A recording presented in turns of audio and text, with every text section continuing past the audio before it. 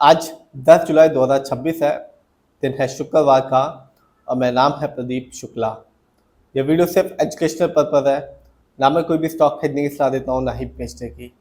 आप जिस भी कंपनी के शेयर को खरीदना, खुद रिसर्च करना, एनालाइज करना, अपने फाइनेंशियल एडवाइजर की राय जरूर लेना, तब जाकर ये अपने पैसे को किसी भी कंपनी में इन्वेस्ट करना।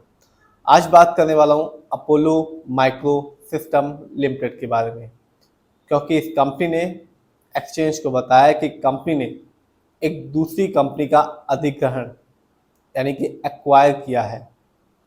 कितना प्रतिशत एक्वायर किया है इसके बारे में आगे बात करेंगे। ये बता दूं, ये कंपनी अपने शेयर होल्डर्स को रिटर्न के मामले में बिल्कुल भी निराश नहीं कर रही। ना केवल 1 साल में बल्कि 5 साल में भी एक बहुत ही अच्छा रिटर्न निकाल के दे रही है। सबसे पहले बात करते हैं इस कंपनी के बारे में, यानी कि अपोलो माइक्रो सिस्टम लिमिटेड के बारे में। तो ये कंपनी बिजनेस में है, डिज़ाइन करती है, डेवलपमेंट करती है, असेंबली करती है और टेस्टिंग भी करती है इलेक्ट्रॉनिक एंड इलेक्ट्रोमैकेनिकल सॉल्यूशन में। और कंपनी ने अभी एक्सचेंज को बताया कि कंपनी ने प्रीमियर एनर्जी का 41.3% हिस्सा अधिग्रहण किया है। और ये जो डील हुई है वो 1550 करोड़ में हुई है। और इस डील को कंपनी दिसंबर 2026 तक कंप्लीट कर देगी। इसकी वजह से आज ये कंपनी अपने शेयर होल्डर्स को एक अच्छा खासा रिटर्न निकाल के दे रही है। ये तो बात है डील की। सबसे पहले देखते हैं इस कंपनी की शेयर प्राइस को। तो आज इस कंपनी का जो शेयर प्राइस है वो है 409 रुपये का। और आज इस कंपनी ने अभी तक 2.92% का रिटर्न निकाल के दिया।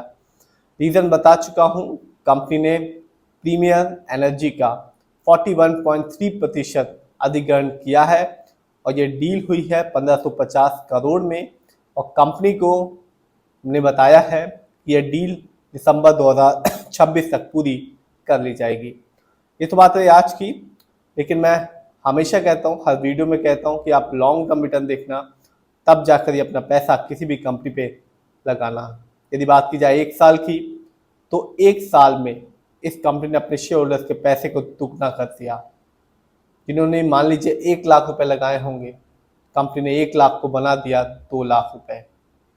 यानी कि 1 साल में इस कंपनी ने 115% रिटर्न निकाल के दिया अपने शेयर होल्डर्स को।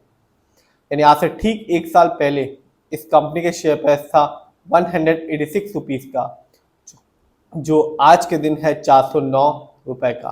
तो जिससे भी 1 साल पहले इस कंपनी ने पैसा लगाया होगा और 1 साल तक वेट किया होगा, उसे इस कंपनी ने अपने शेयर होल्डर्स को बिल्कुल भी निराश नहीं किया, क्योंकि 1 साल में ही पैसे को दुगना कर दिया। ये तो बात रही 1 साल की। देखते हैं लॉन्ग टर्म को, यानी कि 5 साल को। तो 5 साल में इस कंपनी ने अपने शेयर होल्डर्स को 3547% रिटर्न निकाल के दिया। यानी आज से ठीक 5 साल पहले इस कंपनी के शेयर प्राइस मिल रहा था 11 रुपए के आसपास का, जो आज के दिन मिल रहा है 409 रुपए का। तो ना केवल 1 साल में बल्कि 5 साल में भी इस कंपनी ने अपने शेयर होल्डर्स का जो दिल था वो खुश कर दिया, क्योंकि 1 साल में 115% का रिटर्न निकाल के दिया, जबकि 5 साल में इस कंपनी ने 3547% का रिटर्न निकाल के दिया। तो दोनों में ही इस कंपनी ने अपने शेयर होल्डर्स को माला माल किया है। जानते हैं इस कंपनी के स्टॉक के परफॉर्मेंस को। तो 1 साल में इस कंपनी का जो हाईएस्ट शेयर प्राइस गया वो गया 466 रुपीज़ 50 पैसे का, जबकि 1 साल में इस कंपनी का लोएस्ट शेयर प्राइस आया 162 रुपीज़ 34 पैसे का। लेटेस्ट न्यूज़ बता चुका हूं कि कंपनी ने प्रीमियर एनर्जी का अधिग्रहण किया है, 41.3% हिस्सेदारी खरीदी है और ये जो डील हुई है वही है 1550 करोड़ में। और कंपनी ये डील दिसंबर 2026 तक पूरी कर लेगी। जानते हैं इस कंपनी के इवेंट्स को। तो 2025 में इस कंपनी ने अपने शेयर होल्डर्स को मामूली सा डिविडेंड दिया था 0.25 पैसे का। बहुत ज़्यादा तो नहीं, लेकिन फिर भी डिविडेंड निकाल के दिया इस कंपनी ने अपने शेयर होल्डर को। देखते हैं इस कंपनी के फंडामेंटल्स को। तो जो कंपनी का मार्केट कैप है वो है 14,812 करोड़ का। ये कंपनी मिड कैप की है क्योंकि मार्केट कैप 5,000 करोड़ के ऊपर का है और 20,000 करोड़ के नीचे का है। मिड कैप की कंपनियां ऐसी कंपनियां होती हैं जिनमें जो जोखिम होता है, जो नुकसान होने की पॉसिबिलिटीज होती है, वो कम होती है स्मॉल कैप की कंपनी की तुलना में, और जो रिटर्न होता है वो भी ठीक ठाक मिलता है, एवरेज मिलता है, ना तो बहुत कम मिलता है और ना ही बहुत ज़्यादा मिलता है। तो ठीक ठाक रिटर्न मिड कैप की कंपनियां अपने शेयर होल्डर्स को देती हैं। पीबी रेशियो 10.03 है। शेयर मार्केट में एक अच्छा पीबी रेशियो कहलाता है 1 या तो बिलो 3। इंडस्ट्री पी 47.50 है। शेयर मार्केट में एक अच्छा इंडस्ट्री पी कहलाता है 20 से लेकर 25 के बीच में। ये बताता है जो कंपनी के स्टॉक है मार्केट में कैसा परफॉर्म कर रहा है। इस कंपनी का डेप्ट टू इक्विटी, यानी कि डेप्ट टू इक्विटी का मतलब होता है कि कंपनी ने आपके पैसे पे कितना ज़्यादा लोन ले रखा है, और इस कंपनी का डेप्ट टू इक्विटी है 0.41 का। ये साफ जाहिर करता है कि कंपनी पर बहुत ही कम लोन कर्ज इस समय मौजूद है। आरओई, रिटर्न ऑन इक्विटी का मतलब होता है कि कंपनी ने आपके पैसे के बिहाफ में कितना कमाया है, अर्निंग कितनी की है। इस कंपनी का जो आरओई है, रिटर्न ऑन इक्विटी है 8.60% का, बहुत ही कम है क्योंकि शेयर मार्केट में एक अच्छा जो आरओई कहलाता है वो होता है 15% से लेकर 20% के बीच में।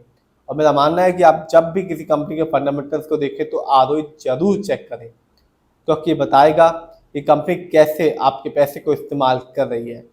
यदि कंपनी का आरओई हाई होगा या पॉजिटिव होगा तो साफ बताएगा कंपनी आपके पैसे को सही से इस्तेमाल कर रही है, जिससे आगे चल के फ्यूचर में कंपनी आपको एक अच्छा खासा रिटर्न दे पाएगी। यदि कंपनी का आरओई कम होगा या नेगेटिव होगा तो साफ बताएगा कंपनी आपके पैसे को सही से इस्तेमाल नहीं कर पा रही, जिससे रिटर्न पाने की जो पॉसिबिलिटीज होती है लॉन्ग टर्म में वो बहुत ही ज़्यादा कम हो जाती है। इस कंपनी का जो ईपीएस है, अर्निंग पर शेयर, यानी कि कंपनी ने 12 महीने में प्रति व्यक्ति जो शेयर है, इक्विटी शेयर है, उसकी तुलना में कितना कमाया है। इस कंपनी का ईपीएस है 2.89 का, बहुत ही कम है। वैसे शेयर मार्केट में एक अच्छा ईपीएस कहलाता है 80 से ज़्यादा का। ये बताता है कंपनी लास्ट 12 महीने में कितना कमाया। डिविडेंड यील्ड 0.06% है।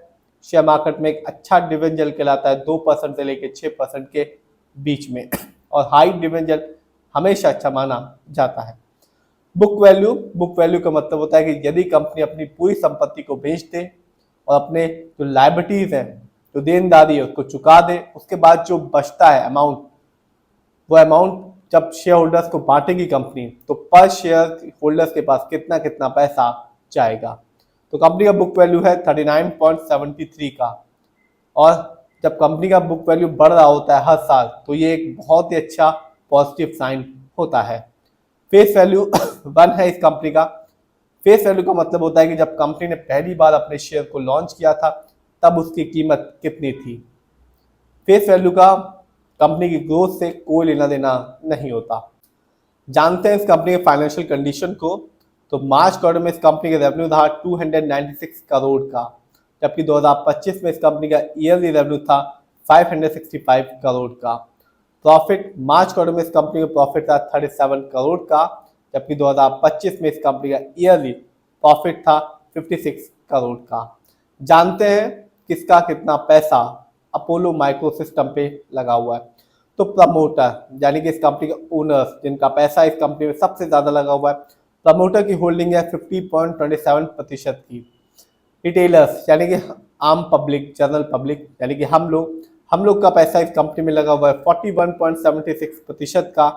एफआईआई यानी कि विदेशी निवेशक, फॉरेन इंस्टीट्यूशन, जैसे कि foreign bank, foreign insurance company, asset management company, उनका पैसा इस कंपनी में लगा हुआ है 6.21% का। म्यूचुअल फंड जिनका पैसा इस कंपनी में लगा हुआ है 1.48% का। डीआईआई यानी कि डोमेस्टिक इंस्टीट्यूशन, जैसे कि जो बैंक्स हैं, इंश्योरेंस कंपनियां हैं, उनका पैसा इस कंपनी में लगा हुआ है 0.28% का। तो कंपनी ने अभी ही बताया कि कंपनी ने एक कंपनी का अधिग्रहण किया है और जो डील हुई है वो 1550 करोड़ में हुई है, और ये डील कंपनी दिसंबर 2026 तक पूरी कर लेगी, जिसकी वजह से आज इस कंपनी ने अपने शेयर होल्डर्स को एक अच्छा रिटर्न निकाल कर दिया। और आपने भी देखा कंपनी लॉन्ग टर्म में भी रिटर्न के मामले में बिल्कुल निराश नहीं कर रही। फिर भी आप जिसमें पैसा लगाएं खुद रिसर्च करें, एनालाइज करें, अपने फाइनेंशियल एडवाइजर की राय लें तब जाकर ये अपने पैसे को शेयर मार्केट में